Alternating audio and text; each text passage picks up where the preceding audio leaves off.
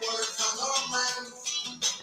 Got the troubles on our shoulders. Sometimes it seems so much.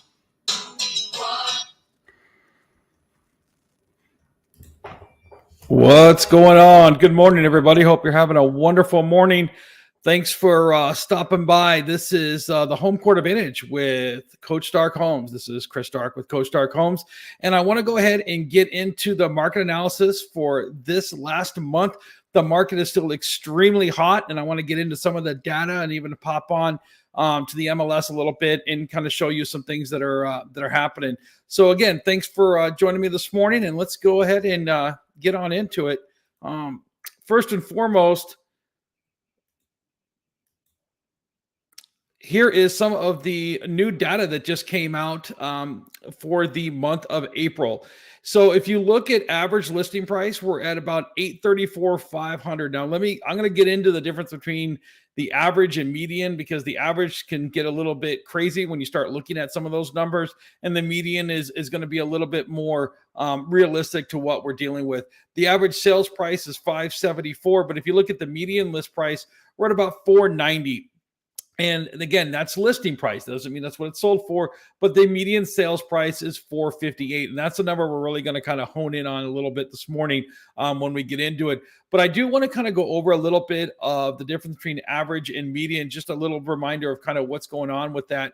So if you look at these prices of homes, and again, this is where I get a little bit frustrated as a real estate agent when everybody posts the average. And again, data is can be used for what you want it to be used for. If you want to show that we're selling homes at a crazy high, amount, you can with the average. But again, for buyers and really for sellers, I think it's important to really kind of hit on the median. But I want to get into the average. So we have the same amount. We have 11 different home prices here. And if you look at the number line for the average sales price, it's $587. Again, simple math, add them up, divide it, and there we go. But again, we're looking at the last two home prices, that 900,000 and that 1.5 million. And that's going to skew the data a little bit. That's going to stretch that amount. And so all of a sudden that average gets moved over. Whereas when we look at the median sales price, we're taking all the figures, we're hitting the one in the middle. And again, that 900 and that 1.5 million isn't going to stretch it. And now we're at about 458, and that is the median home price. And I think that's where you should be looking at. If you're looking at home prices, what's the home price that's kind of in the middle? That 458 is where we're looking at. And are there homes for less than that? Absolutely. Are there homes for more than that? Of course there are. But when you're looking at buying a home, I think that's what you should be looking at, that number, and that should be the target number, because that's also going to be the most competitive as well. And in future streams, I want to go ahead and get into some of the things that you can do to make your offer a little bit more competitive, things that I do with my clients that still protect my clients, but also make the sellers feel good about the offer that we were able to do. And again, there's some creative things that you can do to do that. And I look forward to getting into a stream with that on that. So if you look again, median sales price is 458, which is again where we're going to look at when we get on the MLS and kind of show you exactly how many homes are in that probably 440 to 480 range, just so you know. And more importantly, geographically, where is it if you're looking for a specific area? Now let's go ahead and go back. A couple things that I always like to show people. Average home listings, you're about 6,900.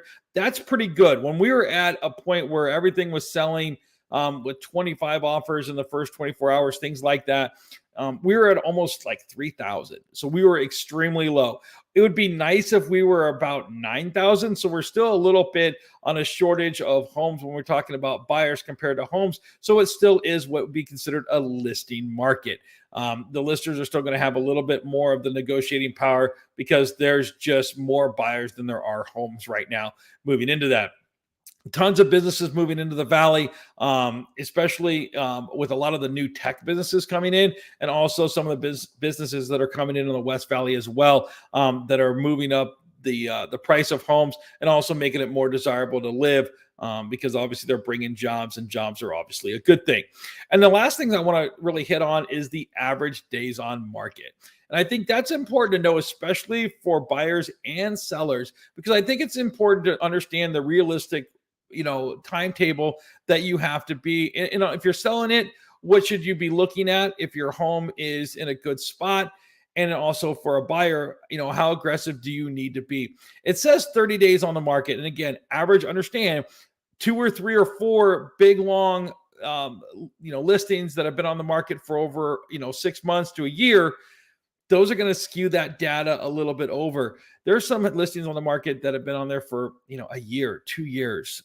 They just put it at a mark and they say, you know what, if it sells, it sells. If it doesn't, it doesn't. Here's the realistic sense of that. If we were going to go into the median days on the market, you're looking at anywhere between 5 and 15, depending on the home and the area. And let me explain why it's not some one. And there are some ones, but there's a lot of 5 to 15. And let me explain. Today is Saturday. A lot of people put homes on the market on Friday. And then on the market, on the MLS, they'll put for the agents, hey, we're going to go ahead and review all offers on Monday. And at that point, you give us your best offer over the weekend, gives everyone time to go in. If they do an open house, things like that. And then we'll go ahead and select it on Monday, and then we'll put it to pending on Tuesday. Pending is simply that it's under contract. Well, Friday, Saturday, Sunday, Monday, there's your 4-day, and then your 5th day is that Tuesday. So you're having a lot of homes basically being off the market. Now, again, days on market is when it goes on the MLS active to when it goes ahead and becomes pending or under contract on the MLS. All right. Sometimes it's less. Sometimes people will do it in 24 hours, 48 hours. But a lot of times now they want to go ahead and give everyone an opportunity to get their offer in, and then they'll go ahead and select on Monday or Sunday night. And usually there's multiple offers in that scenario. Okay. If you're a buyer and it's beyond that 5 to 7, maybe to 8, that means it made it through the first weekend, which maybe means that there's an opportunity for you to be able to go ahead and not be in a bidding war at that point. If you're a seller and your house gets through the first weekend and you haven't gotten any offers, there's a couple reasons for that. And we'll get into that in future streams. But just understand that that's where the market is right now, between that 5 and 15. If you haven't gotten, good offers in that first 2 weeks, you might want to look at a couple things that you could do to go ahead and get those offers for you. Again, any questions you have on those types of things, obviously you can email me, call me, DM me. Lots of opportunities to get a hold of me, and I will do anything I can to help you out. Last but not least, I do want to go ahead and pop on the MLS this morning real quick and show you exactly what's on the market geographically for that. So here's the live MLS, and I did some pre-selecting. So I'll show you here real quick. So simply enough, I did put it just for active 440 to 480. Single family detached. I kind of went away from condos. Condos are an absolutely awesome opportunity. But we went with just detached homes today. We went with 3 bedrooms, 2 bath. That was pretty much the criteria. We didn't go with a pool or anything like that, but just understand. So if we go ahead and expand this a little bit, here's what I want to make sure that you guys are seeing. And I think this is important. So if you look geographically, if you're looking for that 450, even in that medium price range, if you look in this kind of Scottsdale area, you can see there's just not a lot in that Scottsdale Paradise Valley area east of the 51 in that price point. So if you're looking for that price point and you're looking for that area, unfortunately, there's just not a lot of homes, and even in that medium price range. So either you need to maybe expand your budget a little bit, or be willing to kind of expand a little bit over. So as you can see, as we move down the 101 north, you can see there's going to be some more homes between the 101 and I-17 and 51, the kind of that rectangle area a little bit. So it gives you a little bit of an idea of kind of what's going on. And as we move a little bit closer to downtown, if we go farther west, right around the 303 area, you can see there's going to be more homes, even a little bit less. But again, just because it's the median home price doesn't mean, and again, we only have it to 440. So there are homes that are less than that as well. But we try to stay in that price point. And as we move a little bit south, we're going down between basically around the 101. If we go a little bit more west, you can see there's going to be some more homes available here. And as we move to like the Buckeye, and even this really, really Tolleson, Levine area, which is extremely hot right now because that 202 corridor. And the last place I want to show you is just some kind of outskirts area. If you are looking simply for some areas, and you're intrigued, but you're like, I just don't know where to go with this. Simple enough. If you go right down here, Maricopa is still a really interesting opportunity there with lots of jobs, and you're about 30 minutes from Chandler.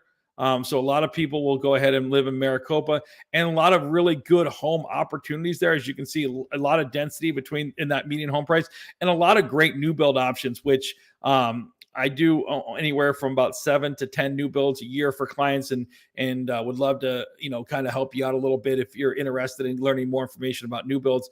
And the last area, which is I think one of the more intriguing areas, is Casa Grande.